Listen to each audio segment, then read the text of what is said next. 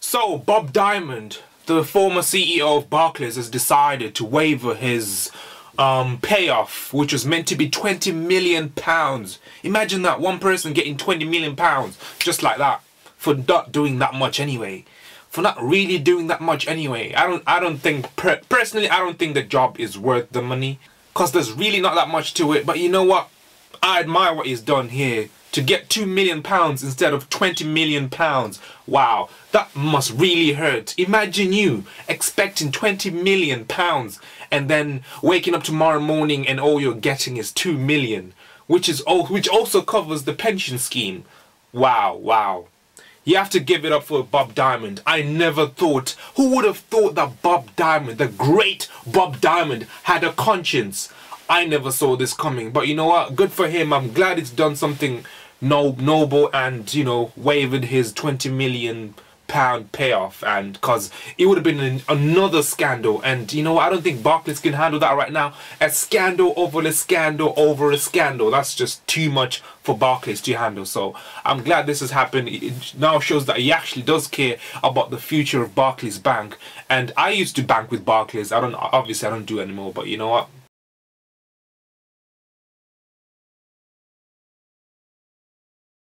I never had an issue really, to be honest, with Barclays Bank when I banked with them. And obviously here I'm holding a Barclays Bank pen, even though I've bitten it out of recognition. Well, what can I say? It's a habit. When I'm nervous, I bite my pens or anything plastic really. But anyway, back to the topic. I saw Ed Miliband's speech on what he was on this whole, you know, label fixing scandal, and I thought Ed Miliband's speech was really revolutionary and really impressive, and especially the point that the high street needs to be separated from investment banking. And that's really important. That's really crucial, you know, because this connections has proven that this type of banking does not work, because traders are taking advantage of taxpayers' money, of, you know, people in the public, the money owned by the people in the public, and taking advantage of it, just taking money that's not yours and then trading it, gambling with money that's not yours. That's really, banking should not really be like that. And I agree that Barclays Bank is just too big of a bank to continue the way it's been going, and that it should sell a lot of its branches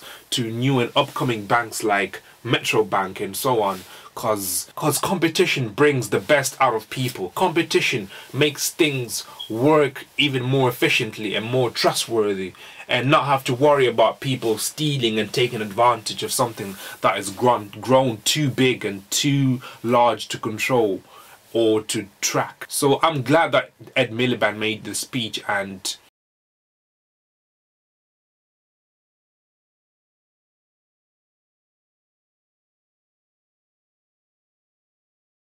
also the likes of Ed Bowles was correct in the beginning. He came out really early talking about this scandal should have a judge-led inquiry, because a judge-led inquiry is what's really needed to come up with a real and substantial conclusion that's not a conclusion which is not partisan or in favor of any bank, because a lot of these banks have a lot of power, and obviously politicians have a lot of power. So a judge-led inquiry is the only best way forward, because if you look at the Leveson inquiry, wow, a lot was revealed through it, because it was judge-led, because it was open. Even though some of the MPs were not allowed to have advisors, it was a bit, you know, they didn't really get to ask a lot, and they weren't really smart enough. And Rupert Murdoch made those MPs look really stupid, because he was giving answers that were so simple,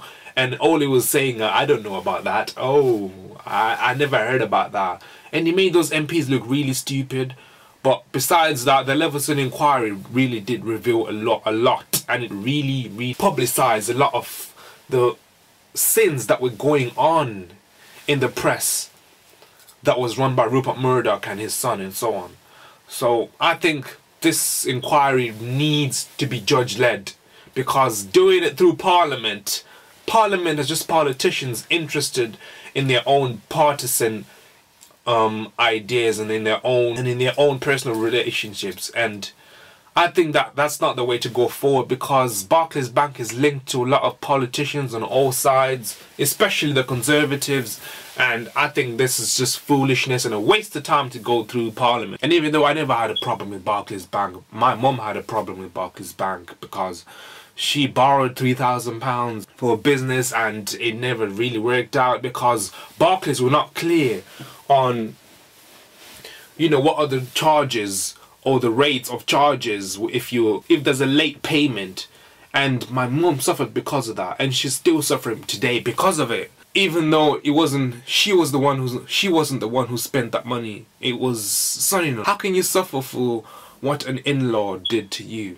But anyway, she's partly to blame for it, and she's gonna have to face it and sort it out by herself.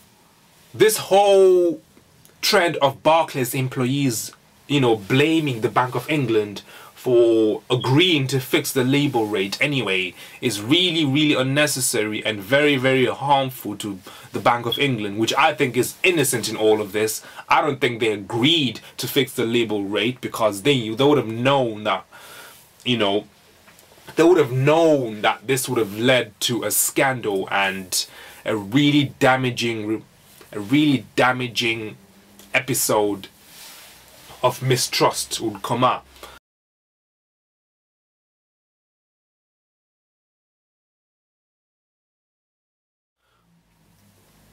So I'm glad that the Bank of England has released emails between them and the other banks regarding this whole scandal, and I hope this wheel of honesty continues, because a lot of this scandal is damaging society and it's damaging London, because the trend is now showing that, oh, this is happening in London. This whole scandals, it's not just Barclays, it's all the other banks, Santander, NatWest and Royal Bank of Scotland.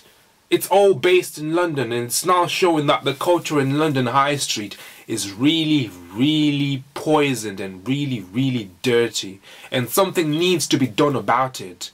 So it's really, really looking bad for London.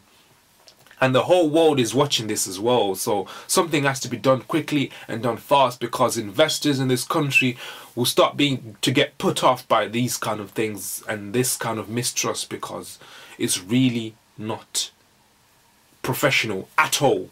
Not professional at all.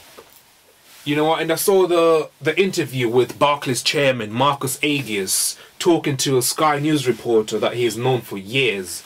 And I'm really glad that he came out with such honesty so early in this scandal, and really revealed a lot of the people that he knew this. He knew about this rate, the fact that he knew about this labor rate fixing 2 years before it's come out recently. 2 years earlier he knew about it. He really didn't do much about it. A lot of the people or employees that were involved in it were not really, he said that a lot of the employees that were involved in it were already dealt with, but that doesn't seem like it. A lot of the people who were involved in the fixing liable fixing 2 years ago are still working for Barclays even today, and it's really unfortunate, and there wasn't really much done about it until Bob Diamond resigned, which is of course unfortunate, and it's evidence of mismanagement within Barclays. And you know what? It's amazing that I'm just glad that the big guns of Barclays have come out and made this decision in the end of resigning. And now we've come to the stage where Barclays needs a new CEO, it needs a new chairman, it needs a new COO, and whatever else there is. And a lot of other people who resigned as well. So it'll be interesting to see how far this goes and how Barclays recovers from this, because a lot of money has been lost, a lot of trust has been lost, and trust these days is a very fragile thing, and it'll take a lot to recover it. And I appreciate the report. I appreciate the debate that I saw on Question Time, because I was glued to it and I learned a lot from it. And the summary of what I saw on Question Time is, don't trust bankers these days. especially bankers of major banks, because they're not interested in the well-being of their customers. They're not interested in the well-being of taxpayers or people that invest money in Barclays. They just care about profit and greed.